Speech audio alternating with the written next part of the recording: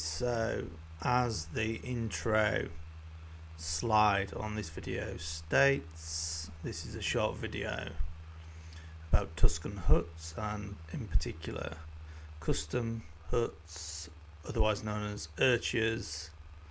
Don't know if that's how you pronounce it, but this is the eBay listing for the first hut I've produced, because I've put a lot of effort into the design and the particularly the bones at the top. So I'm going to try another one after this one, but I've also got to plug Chris Mockridge, who I asked if it was okay to show some of his work in polymer clay.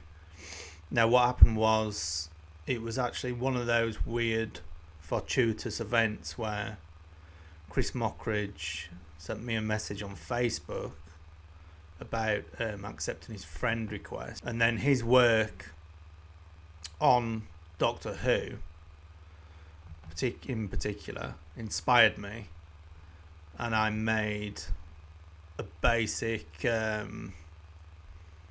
old-fashioned armature to work with polymer clay over the top for the creature from The Ark in Space, which is not only a classic Doctor Who episode with the Tom Baker you can see in Chris's photo, but it's also, I believe, it's so similar to Alien, and people have argued over whether it's a pure coincidence. But it's, even if it's a coincidence, the fact it's a coincidence is an amazing synchronicity there with the idea of this alien in space that infects the bodies of these human beings in the future that are even in these cryo chambers like in Alien. But anyway, I've digressed too much. Let's just plug Chris Mockridge and his work in polymer clay, and I'll hopefully put a link in the description for Chris's work. So for my custom Tusken hut, I'll read some of the info that's already on eBay, but if you look at these sample pictures from other huts, all I noticed was there's quite a wide variety of designs, some of which seem to look nothing like the Tusken hut from Canon.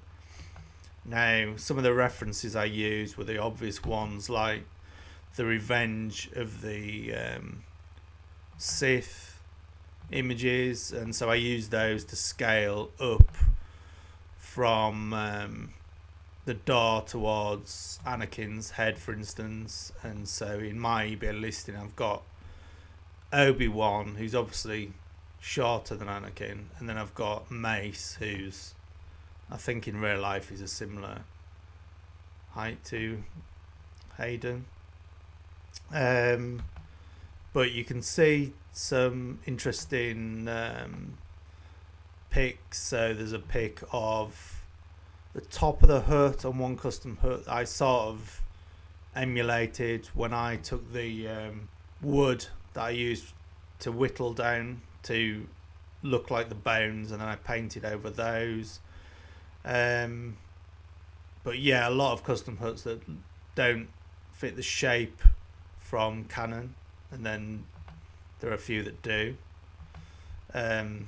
So let's just look at the stats and the sort of dimensions. So my first hut, the diameter of the entire hut is around 23 centimeters, and it's not a light build at around 300 grams, but obviously I think that's a strength rather than a minus of like, oh, you can't, who's gonna need to hold a hut in the hand for an hour? So it's a bonus that it's strong, and as I said in the listing, I think a small child could actually fall on this hut and it still retain its strength, because there's quite a lot of plaster in there. There's no figures with the actual listing, so just note that they are not included with the sale. But the scale is for this traditional 3.75 inch Star Wars figure, such as the Mace or the Obi-Wan shown. So all the future ones I produced, they won't have quite the level of attention as it was the prototype, and there are multiple layers of construction via trial and error. And with this construction in particular, it's, as I said, very robust, so it can be handled fairly roughly without any surface falling off. The only exception would be the bones at the top. You don't want to lean on the sort of fairly thin wooden whittled items that are supposed to replicate the bones, but I think it would support a lot of weight otherwise, other than the bones at the top. So there's some, I call them innovations in maybe a comedy fashion here, but I believe most collectors will find interest in the fact so apart from whittling down the bones and painting them, I had this idea for this prototype to strip some Ethernet cables down. So I inserted those for the ribbing, so at the top what looks like the bone ends, and then you've just got a empty cable ribbon right the way down to the base of the hut. And this means that the whittled wooden parts can be adjusted by the collector to whatever preference you want, within, not too extreme, but you can put it so they're just showing, and just be careful if you push them right down, you'll probably need some tweezers to then pull them out of the cables, or you can have them out, sticking out as long as they appear in the photo, or a bit longer. But these will all be taken out for shipping because it's just not worth the risk of those things snapping off. And then when the collector gets the hut, it's fairly easy to just reinsert those whittled wooden bone-like things that I've made into the cable holes.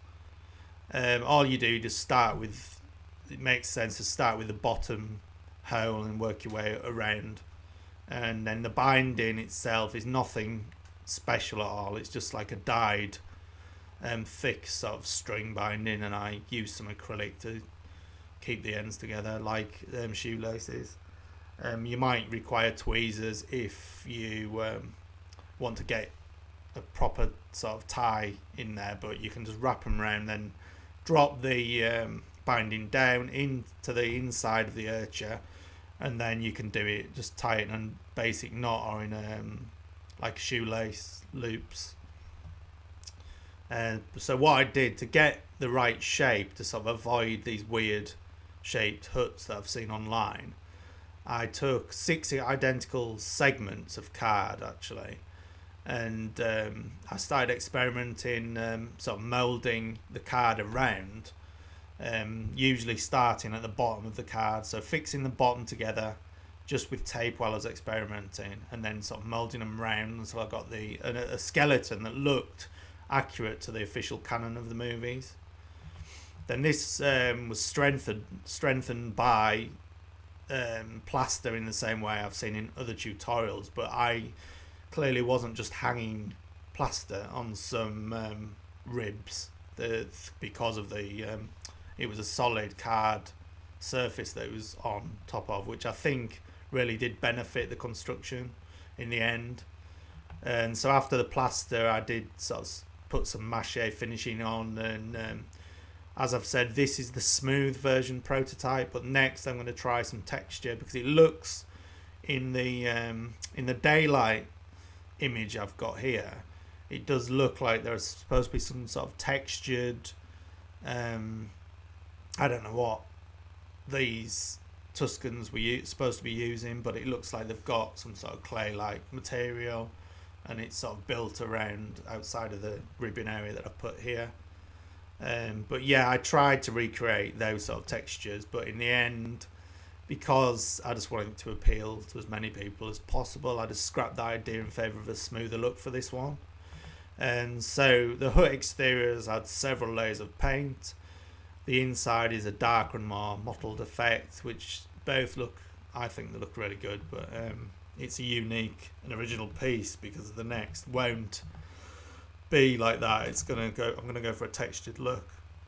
So a bit of background. So apart from the Chris Mockridge inspiration, so looking at his work on Doctor Who and stuff like that, I just reflected back to, I'm not particularly young, so right back to the 80s I was working in polymer clay, I've had a varied career, so my first military diorama was as far back as the 80s, and then got into Warhammer, making my own molds and figures for that, and then some comic art, then an art degree, then an MA in popular film, then some concept art for film and TV, and then official entertainment illustration approved by AMC, BBC, ABC, CBS, HBO, Warner Bros. And Lucasfilm, probably some others. But now I'm scratch building a lot of 3D with the ultimate goal on eBay of working my way up to one-to-one scale props, replicas and full movie sets here in the North UK. But we're already on to a project that one of my collaborators greenlit the idea that I've got for a creature feature. So I'm working on those now, but in the meantime, this is my Tusken hut. So if you're interested, put a watch on that listing or save me as a seller on eBay, and you'll see the next hut, which might be released in March perhaps, because people seem to like the first one. That's about it, I think. Au revoir.